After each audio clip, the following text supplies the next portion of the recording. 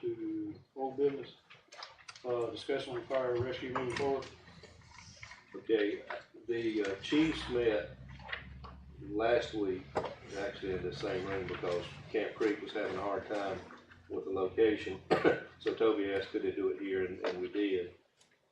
We talked about funding and the funding source that would be used in the days to come as we're moving forward. As the county's set up right now, the fire service, meaning the 141 budget, which you all get a copy of in here, and the 144 budget, which you all get a copy of in here as part of the DAI that you get every month, are funded out of what's called county ordinary. When council does a budget for the ad valorem taxes of the county, those budgets, those two budgets particularly, come out of that. Indian Land has its own fee and its own fee structure. That money goes into, yours is 940, into the 940 account.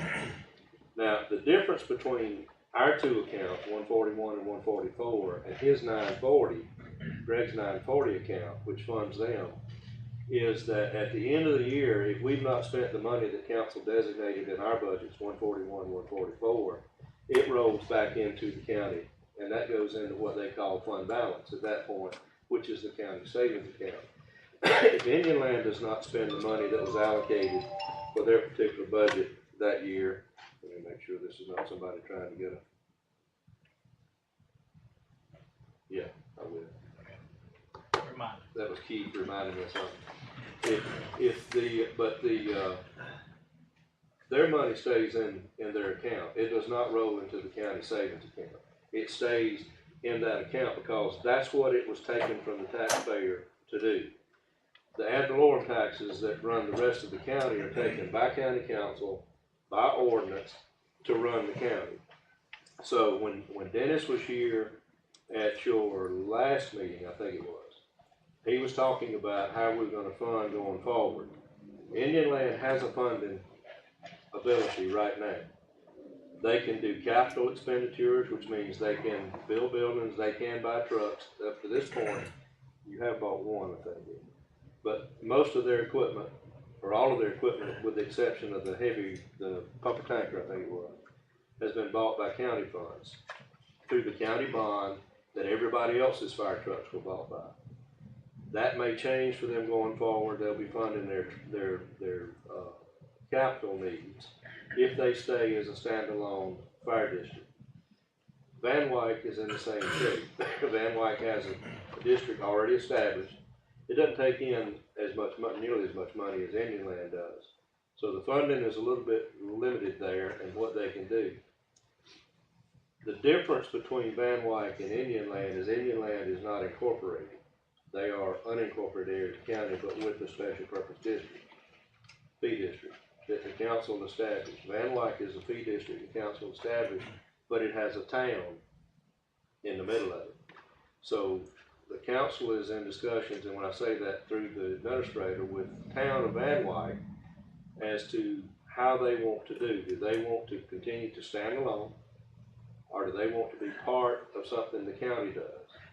And that there's a lot of legalities going on that side that I don't have privy to, so I don't know all the details there, but that town has to make a decision. They're in the same discussion. Dennis has already been to the city council, the city of Lancaster. They've got to make decisions too.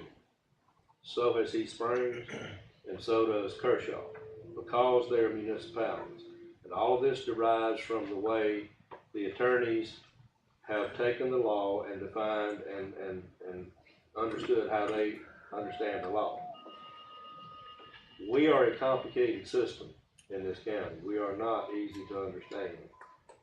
I do not think the attorney that we're using, not the county's attorney, because I don't think she understands it either, but we're so complicated, really nobody understands how we work except us. So he gave the option. We're a fee to commercial. And the multiplier on the commercials, which is what would hit the churches, is 750 square feet. So if you've got a church that you go to, you can think about the square footage of your buildings, divide that by 750, and then multiply that by 240, that's how much your church would owe. They would owe between $5,000 and $15,000 or $20,000. Most of the churches down in this part of the county, they're not used to paying taxes first. Goodness. That wasn't turned on. That won't do that again, I don't think, but still.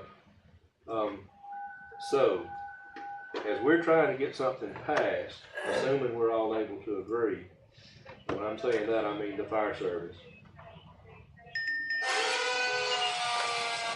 Sorry, guys. You got it too? Yeah, it's a structure on the other.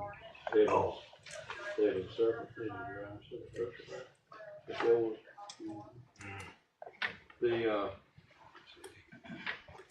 I'm afraid the churches might defeat this if we're trying to do something, because council will probably do an advisory referendum. They do not have to do that. They can put something in place with their own vote. They have that authority under state law. But every time anything's been done so far, they've done what's called an advisory referendum. If the churches find out they'll have to pay that kind of thing, I think a lot of them will come up in opposition to it. And the reason is there's a lot of huge facilities with a small membership. And so they would have a hard time paying those fees. It would be an annual fee, but it'd be a hard time. It'd be like a staff member almost in most of them. So that, I think, would cause opposition. The other side of it is that you gotta understand, if you're living in that 10,000 square foot house, you're gonna pay more than probably that $240. I don't know what the 10,000 square foot house or 6,000 square foot house would be valued at. But those numbers we can get run so we know what we're working with once we know the area that we're working with. But we need to decide, do we want to do millage or do we want to do a fee? Now, the consensus, and it wasn't a unanimous consensus, but the consensus at the chiefs meeting is that they felt like we needed to go with millage. Some of them are sitting in the room tonight, so they can speak for themselves if they want to add to what I just said. What I'm trying to do is bring you up to speed on what's already been talked about, because you are the board that has to actually make a recommendation to council. What Mr. Marstall told you the day that he was here was that he's not going to make any recommendation. He's going to wait for the fire commission to come up with a recommendation, and that he will be willing to take that to council and advocate for it. But it's the decision of the commission, which should be the decision of the fire service. If we're united. If we're not united, we're wasting our time. It won't pass. Because if the service is not united, the council's not going to support it. That's just that simple. So, having said that, we need to get into a discussion, start that discussion tonight, and see which way we want to head. And then I will try to get all the data that I can get you moving forward, so that when we make that decision, we know what we've done before we tell council that's what we want to do. Does that make sense? I can't get the assessor to run all kinds of different scenarios. He doesn't have the staff for that, and he would bucket doing that. But once we know what we want to do, and here's the direction we think we want to head, I can ask him to run those numbers, and we can get real numbers on what we're looking at based on once we get the numbers and we know what kind of budget we need to do. While we're doing that, I'll be trying to work on what I think is a realistic budget. I got to do that anyway, coming up for budget preparation time. We're going to talk about that in a minute on down the line. But that's probably enough background information. Now we need to see what we want to do. What all was discussed at the chiefs meeting? I know you said that they all discussed millage. Of course, I wasn't there because I had prior engagement. What were they? Well, they were talking about millage because Eric was there, Greg was there, Justin was there, Josh was there. The millage has automatic growth built into it. If you base your fire budget on millage, and let's just throw out round numbers, say it takes 10 county mills to fund the fire service. Right now, they threw in emergency management, but it should not be included with the fire service. It's a separate agency altogether. But right now, we're running about $6 million down here. That's 141 and 144. So, give or take. So you can say a county mill right now is, I think it's $3 short of 500,000. So it's right at 500,000 is the value of a mill. So 2 mills is $1 million. So we're doing about 12 mills if you just do it in round numbers. Well, say you say we need 12 mills to fund the fire service. Now, it would take probably more than that if we're beginning to add career people throughout the county. You got McDonald Green supposed to start, and right now it's in that budget. It's supposed to start in January. If you want to do another one, which we should be planning for probably to start in the beginning of the next budget year, which would be July, August, September, somewhere right in that time frame, you'd be funding another station, which would be completely new. We took some staff out of here, hopefully that's the way that's gonna work out, to fund the McDonald Green startup, to lessen the initial bite on that. So, if you said it was a 12 mil budget, and say the value of the mill next year comes in, because the auditor sets that every year, comes in at $600,000. Well, you've now got a mill that's valued at $100,000 more than it was the previous year. So your 12 mills would bring in another, 1.2 million that your budget grew by, unless council decided they wanted to diminish the millage by, say, a mill or 2 mills. So instead of 12 mills, you'd only have 10 mills. You still have the same amount of dollars, but you now have 10 mills, which means there's no tax increase on the public, even though you've still got your same amount of money. And actually, when they set the millage, there would be a slight tax decrease on the fire millage. If they left that built in there, it would still be the same millage.